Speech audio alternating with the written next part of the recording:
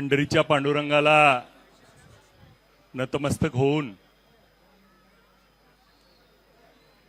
ज्या नेत्याने या देशातले कुठलीही अट न लावता शेतकऱ्याचा सातबारा कोरा केला आणि कर्जमाफी ही संकल्पना या देशामध्ये पहिल्यांदा आणली ते आमच्या सर्वांचे मार्गदर्शक देशाचे नेते शरदचंद्र पवार साहेब यांनी घालून दिलेल्या विचारावरती काम करणारे आमच्या विधिमंडळातील सन्माननीय सदस्य आमचे सहकारी कर्जत जामखेडचे आमदार रोहितदादा पवार साहेब यांच्या अन्नत्याग आंदोलनासाठी उपस्थित असलेले दुसरे आमचे सन्माननीय विधानसभा सदस्य मोहोळचे राजाभाऊजी खरे साहेब, पक्षाचे सर्व पदाधिकारी आणि उपस्थित सर्व शेतकरी बांधव, पत्रकार बंधू, विविध संघटनांनी यामध्ये सामील झालेले सर्व संघटना, सर्व विचारवंत वारकरी संप्रदाय, या ठिकाणी उपस्थित प्रत्येक घटकातून आलेले सामान्य नागरिक आणि शेतकरी बांधव, खरं तर अधिवेशनामध्ये दादा सगळ्यात जास्त वेळा कर्जमाफीच्या बाबतीमध्ये मी त्या ठिकाणी लवंडे साहेब बोललो.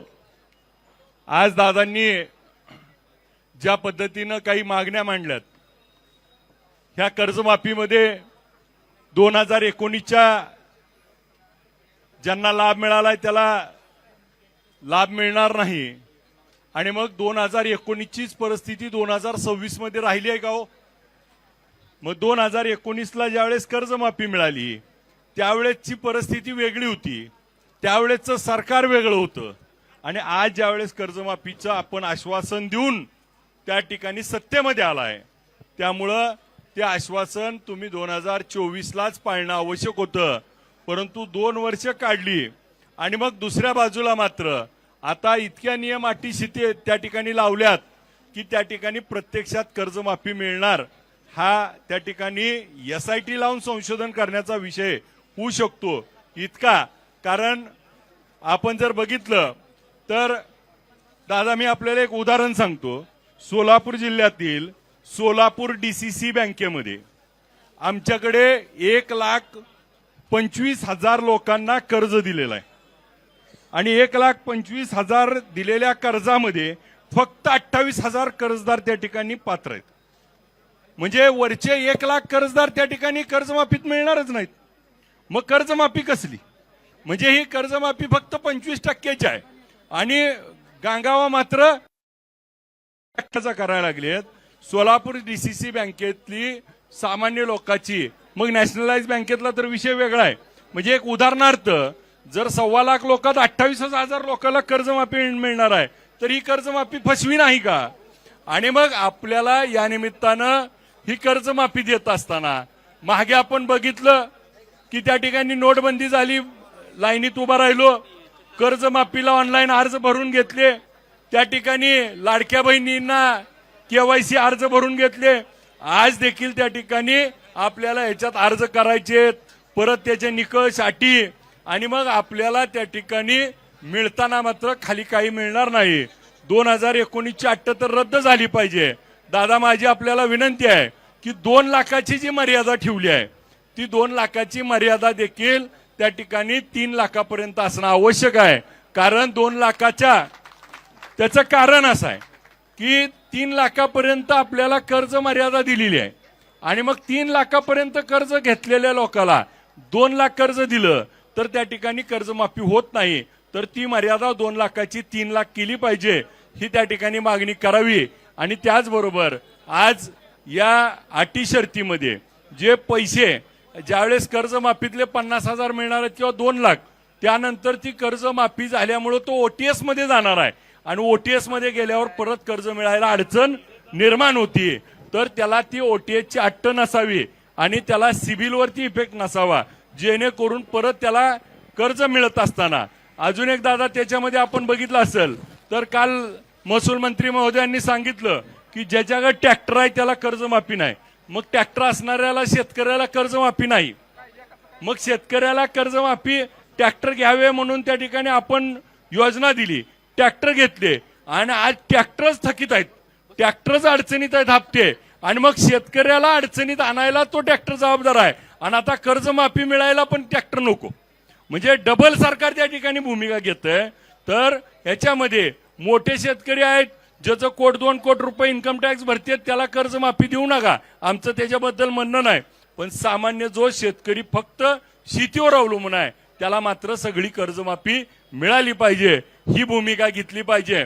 मी या निमित्तानं सगळ्यांना दादा आम्ही उद्यापासून माढा तालुका आणि पंढरपूर तालुक्यातल्या सगळ्या ग्रामपंचायतला आव्हान केलंय की आपल्या आपल्या ग्रामपंचायतचा ठराव करून आपल्या अन्नत्यागाला त्या ठिकाणी पाठिंबा म्हणून ते प्रत्येक गावातील लोक त्या ठिकाणी घेऊन आपला ठराव येतील, आपल्याला समर्थन देतील. आणि आमच्याकडचे 200 गाव आहेत दादा, जी 200 गावं ठराव करून तुम्हाला रोज आपापल्या गावातली ग्रामपंचायतचा ठराव घेऊन येतील आणि आपल्यालाही कर्जमाफी अट्ट त्या ठिकाणी शिथिल करून सरसकट कर्जमाफी झाली पाहिजे. याला त्या ठिकाणी मोठ्या प्रमाणात आपल्याला पाठिंबा देण्यासाठी आमच्या भागातली सगळे त्या ठिकाणी ग्रामपंचायतची लोक आणि गावगावातली लोक आपल्याला समर्थनात येतील. अनेक त्या ठिकाणी विषय आहेत, अनेक विषयातनं दादा आजचा सगळ्यात ताजा विषय असा आहे की आमच्याकडे आता उजनी धरणातलं पाण्याची पातळी मायनस गेली आहे आणि आता आमच्या नदीला कॅनॉलला पाण्याची अडचण झाली आहे, पाऊस लांबलाय. आणि दुसरी गोष्ट नदीला पाणी आहे पण गेल्या 2 महिन्यापासून लाईट मात्र त्या ठिकाणी अक्षरशः 8 तासाची लाईटची भूमिका घेतली. सरकारने 8 तास सांगितलं, परत 8 तासाचं 6 तास केलं, 6 तासाचं 4 तास केलं आणि आता 2 तास लाईट मिळते आहे, ती पण वेळेवर रेग्युलर मिळत नाही. एका बाजूला 2022 पासून लाईटचं कनेक्शन द्यायचं बंद केलंय आणि सोलार घ्या म्हणून सक्ती केली. सोलारचे सोलापूर जिल्ह्यात 9,000 लोकांचे अजून पंप बसवून झाले नाहीत आणि सोलारचे अर्ज केलेत, सोलार मिळत नाही. दुसऱ्या बाजूला लाईट मिळत नाही आणि रात्री 6 ते 10 म्हणजे आज आदेश असा आहे की संध्याकाळी 6 ते पहाटे 4 पर्यंत कोणत्याही शेतकऱ्याला लाईट द्यायची नाही.